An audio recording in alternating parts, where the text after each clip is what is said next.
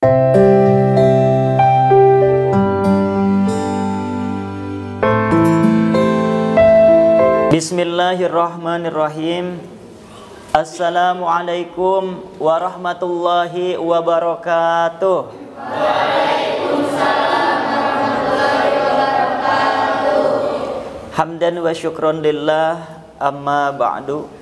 Yang terhormat guru kita semuanya, Bapak dan para santriwan santriwati Pondok Pesantren Rodotul Muta'allimin yang saya cintai dan saya banggakan. Alhamdulillah, pada kesempatan ini kita masih bisa untuk mengkaji bait-bait alfiyah yang insya Allah pada kesempatan ini bab baru, yaitu nasab, bab nasab atau nisbat. Sebelumnya marilah kita baca bait-baitnya terlebih dahulu bersama-sama.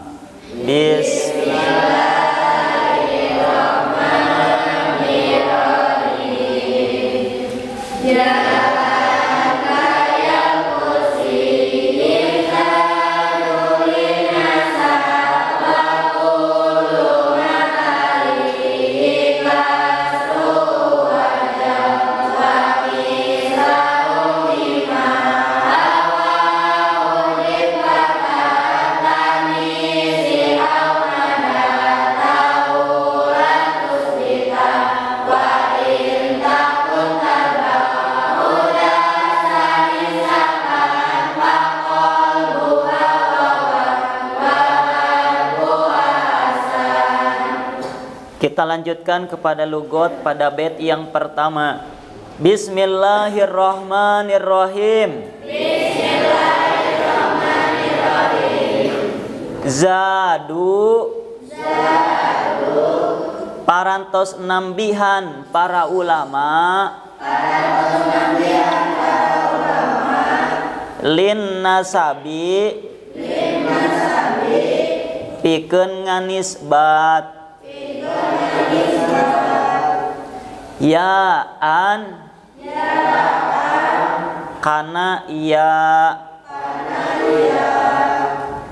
kaya il kursiyi anu tetep itu iya sepertoskeun iya nu aya dina lapad kursi.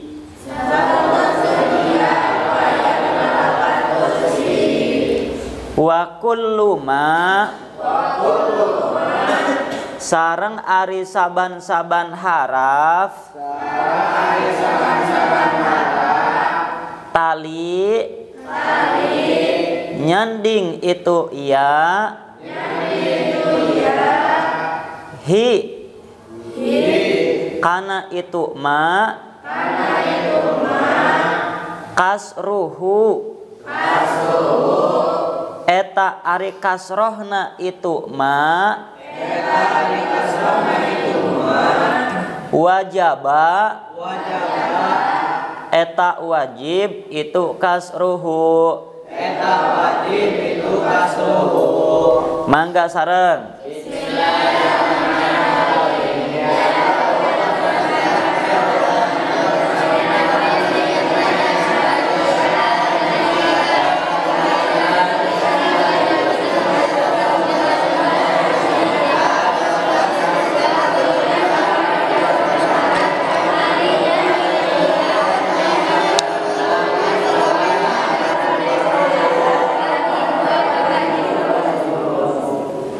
Bismillahirrahmanirrahim.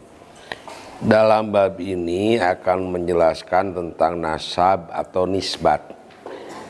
Antara nasab dengan tasgir itu sama tujuannya. Tujuan tasgir untuk mengefektifkan, mengefisienkan kalimah, untuk mempersingkat kalimah. Jadi kalau tasgir misalnya lelaki yang kecil, bahasa Arabnya itu rojulun sogirun. Ada dua kalimah, satu rojul, kedua sogirun. Tetapi kalau tasgir itu, kalau tasgir rujailun, cukup dengan sekalimah. Rojulun sogirun bisa jadi singkat, bisa jadi ringkas dengan rujailun, lelaki yang kecil. Nisbat juga sama, misalnya Jaidun dari golongan Bani Tamim, Jaidun mim Bani Tamimin, cukup dengan Jaidun Tamimiyun, ini lebih singkat. Mim Bani Tamimin jadi cukup dengan Tamimiyun. Bangsa Arab Arabiyun, itu lebih singkat, Arabiyun. Jadi tasghir dengan nisbat itu mempunyai tujuan sama, untuk meringkas kalimat, untuk mengefisienkan kalimat, untuk memendekkan kalimat. Itu antara tasghir dengan nisbat. Bagaimana caranya kalimah membikin nisbah? Caranya adalah jadu menambahkan para ulama yaan kepada iya. Sebenarnya dua iya. Caranya memiliki nisbat, menambahkan kalimat dengan iya yang ditasjidkan. Karena di dalam definisi tasghir di sini bukan ta'rif had tapi ta'rif rosam, ta'rif dengan tamsil. Kalau ta'rif dengan tamsil harus ada satu analisis, dilihat dan diteliti. Ya'an kayak al-kursiyi, seperti iya di dalam kursiyi. Kursiyun sok. Jadi kursiyun. Caranya para ulama menambahkan dua iya yang ditasjidkan. Kursiyun sok. Jadi kursiyun. Arabun. Arabiyun. Tamimin. Tamimiyun.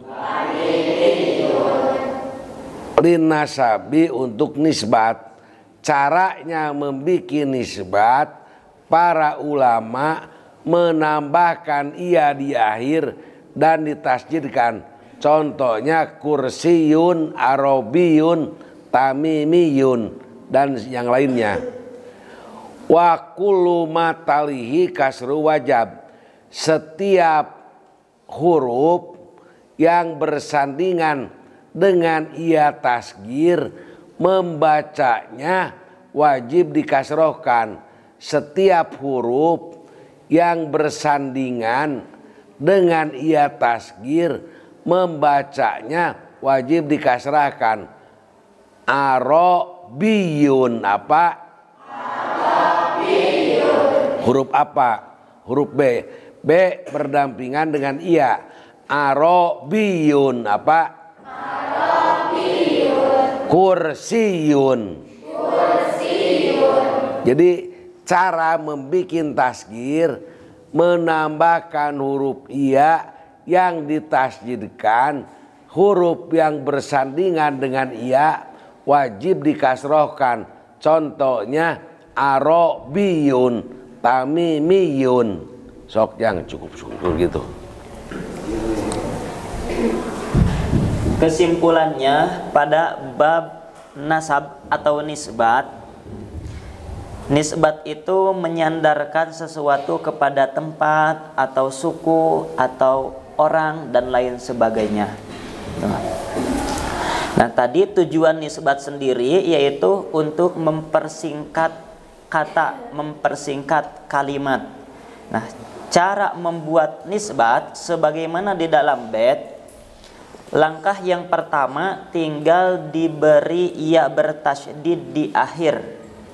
Kemudian huruf yang disandingi ya tersebut dikasrohkan.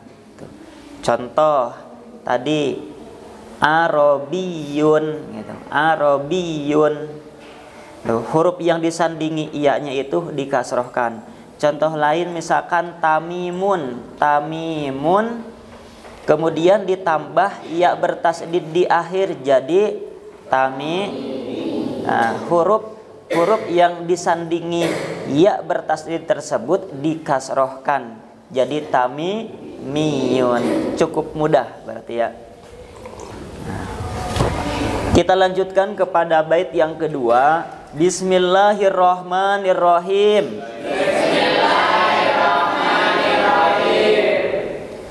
Wahdif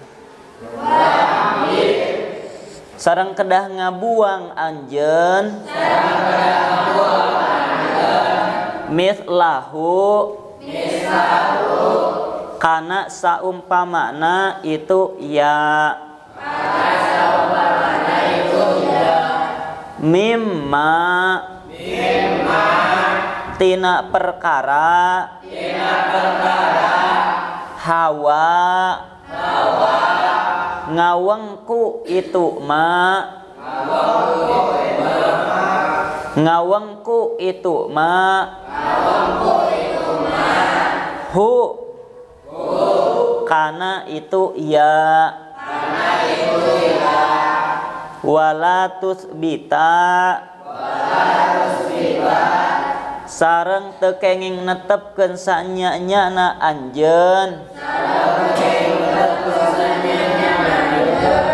ta'ata nisin kana ta'nis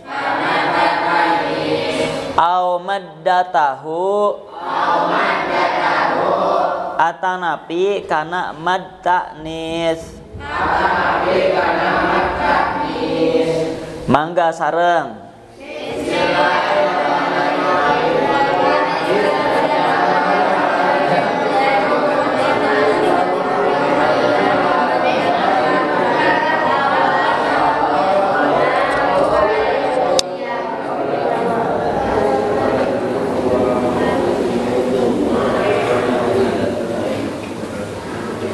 Bismillahirrahmanirrahim. Dalam bait ini akan menjelaskan cara membuat nisbah yang kedua. Aturannya kalau tadi cara membuat nisbah itu menambahkan iya yang ditasjidkan sebelum iyanya dikasrohkan. Kalau dalam bait ini ihdib wa mislahu mimma wa ihdib. Maksudnya jadi mimma hawahu itu apabila kalimah telah ada iyanya harus dibuang sebab sulit menyebut 3 iya. Misalnya sapi'i sok. Ada apaan airnya? Setelah huruf apa? Ain. Sapi'i sok. Apabila kalimah mengandung iya atau ada iyaan akan membuat tasgir, iyanya harus dibuang dulu. Sapi'i sok. Sapi'iyun. Jadi iyanya dibuang ditambah iya. Sapi'i sok. Dibuang iyanya sapi'i sok. Setelah dibuang iya sapi'iyun. Wata dan yang kedua ta. Jadi apabila kalimah diakhiri dengan ta akan membuat nisbah, taknya harus dibilang makatun sok. Dibuang tanya jadi apa? Maka apa? Bikin nisbat makiyun.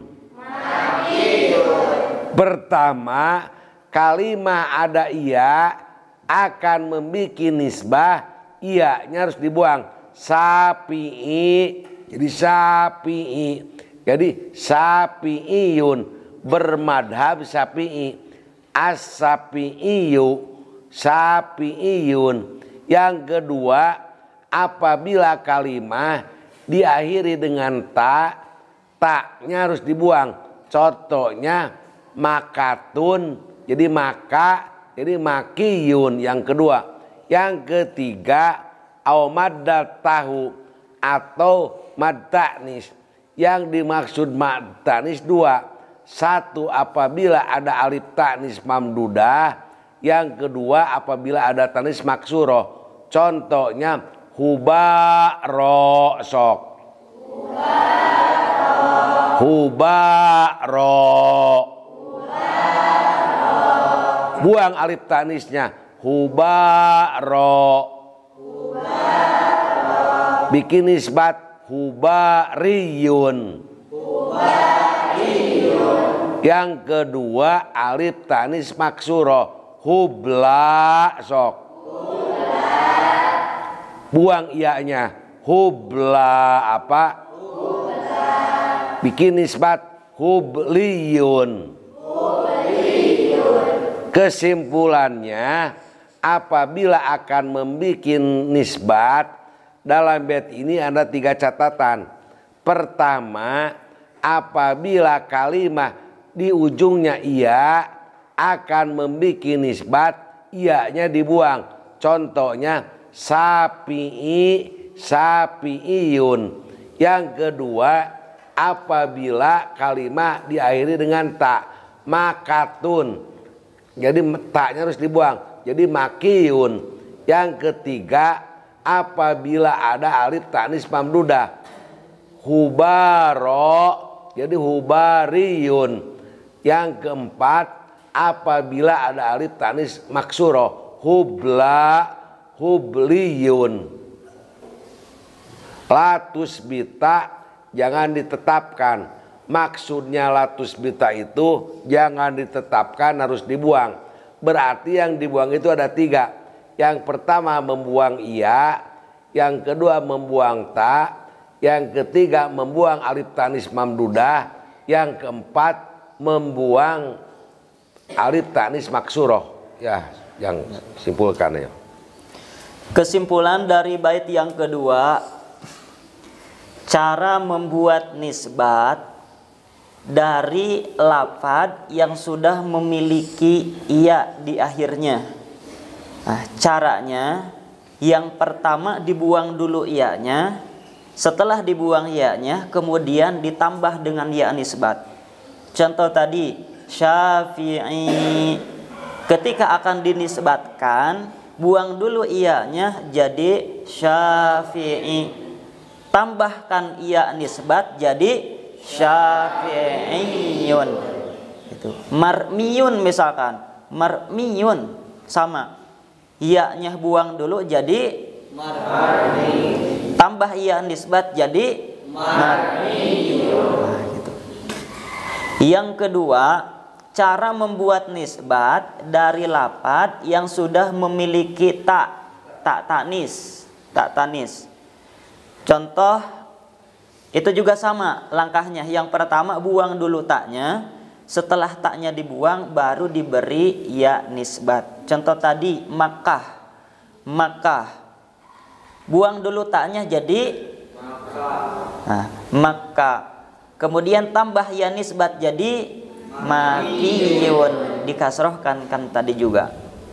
Yang selanjutnya, cara membuat nisbat dari lafad yang memiliki mad ta'nis, alif ta'nis maksuroh. Alif ta'nis maksuroh itu juga sama langkahnya. Langkah yang pertama buang dulu alif ta'nis maksurohnya, setelah dibuang kemudian diberi ya nisbat.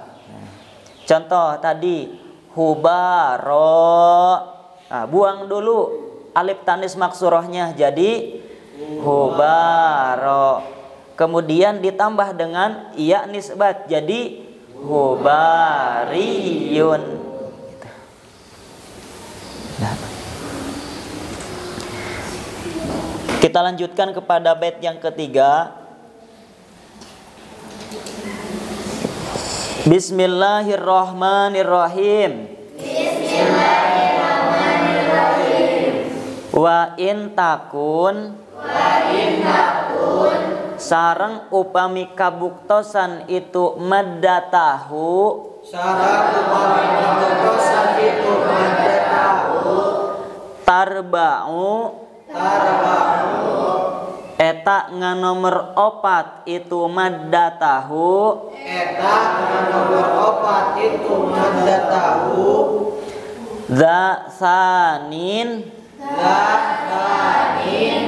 kana kalimah anu ngagaduhan harap anu kadua kana kalimah anu ngagaduhan harap anu kadua sakana anu sukun itu sanin anu sukun itu sanin faqalbuha maka ari nukerkeun kana itu madda tahu maka ari nukerkeun kana itu madda tahu wawan kana jadi wawu wahadfuha sareng ngabuang kana itu madda tahu hasanun eta sae itu hadfuha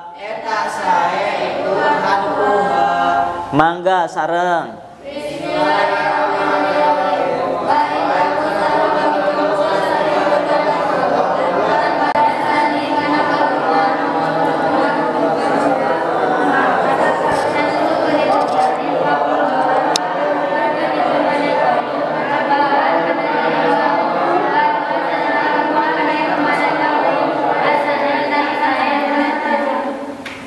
Bismillahirrahmanirrahim. Wa in takun tarbaun daksanin sakan. Apabila alif taknis, kalau jangan restu itu madda tahu. Kalau bapak alif taknis. Apabila alif taknis tarbaun, posisinya pada huruf yang keempat dasanin sakan dan huruf yang keduanya sukun. Maksudnya apabila alif taknis posisi yang keempat yang keduanya sukun, maka ada dua cara. Pertama pakol wawun, alif taknis digantikan kepada wawu. Yang kedua wahad puasakan, dan yang kedua alif taknisnya dibuang. Berarti ada dua pendapat. Contohnya hubaro sok. Ada alif taknis tidak? Keberapa? Huruf pertama apa? H. Yang kedua? 3 ro. Apa? 3 alif, keempat ro. Hubaro. Buang alifnya, hubaro. Yang dibuang alifnya itu bisa dua, bisa digantikan kepada wawu, hubarawiyun sok. Yang kedua dibuang, hubariyun. Contoh yang sukun alif taknis maksuro, hubla. Ada berapa huruf? Hubla. Berapa huruf? Pertama 2 3 4 alif tanis. Yang kedua bagaimana? Sukun, huruf apa? Hubla. Berapa huruf? Yang kedua bagaimana? Huruf apa? Huruf ba. Membacanya bisa dua, bisa dibuang alifnya, hubla sok. Pakai ya nisbat, hubliyun. Bisa alif tanisnya digantikan kepada waw, hublawiyun. Hubaro. Bisa hubariyun. bisa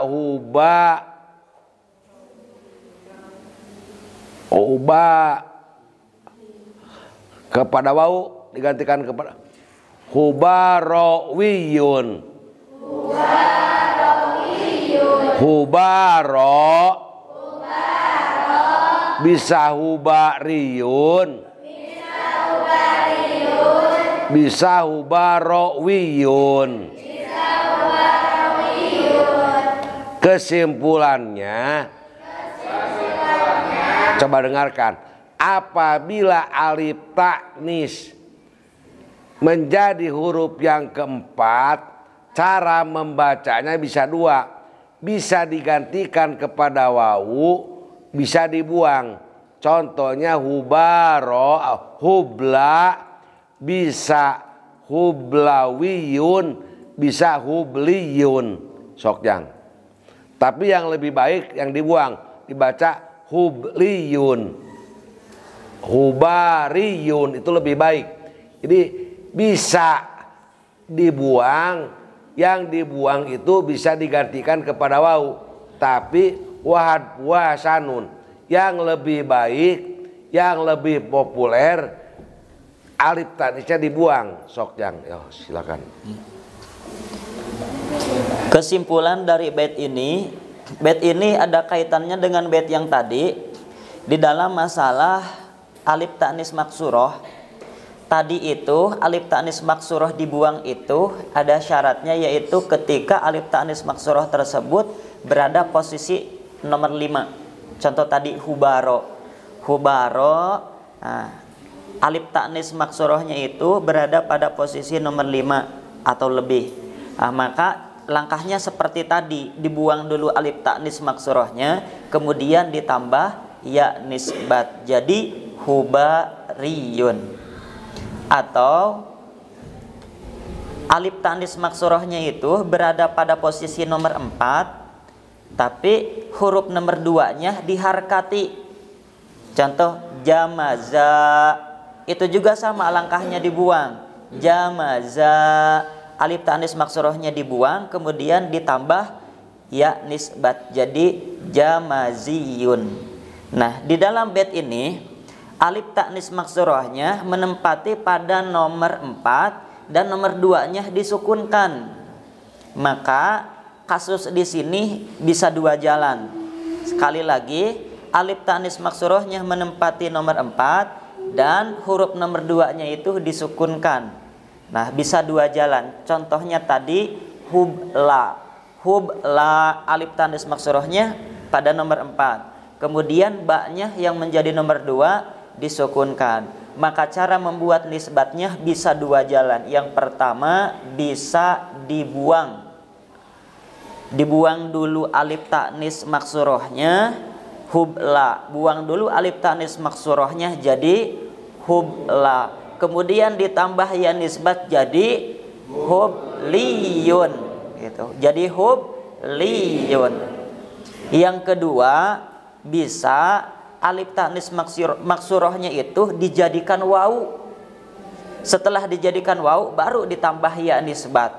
Hubla jadi hublawiyun. Hubla jadi hublawiyun. Tapi dari dua jalan itu yang lebih utama adalah dibuang. Dibuang ya atau alif ta'nis maksurohnya dulu. Sudah cukup.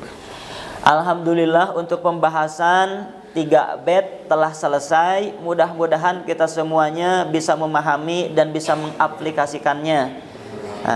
Kita doakan Bapak mudah-mudahan selalu diberikan kesehatan, ditambah-tambah barokah ilmunya. Amin ya rabbal alamin. Terakhir sebelum kita tutup, mari kita baca doa kifaratul majlis bersama-sama. Subhanakallahumma wa bihamdika asyhadu alla ilaha illa anta astaghfiruka wa atubu ilaik. Walhamdulillahi rabbil alamin. Wassalamualaikum warahmatullahi wabarakatuh. Waalaikumsalam warahmatullahi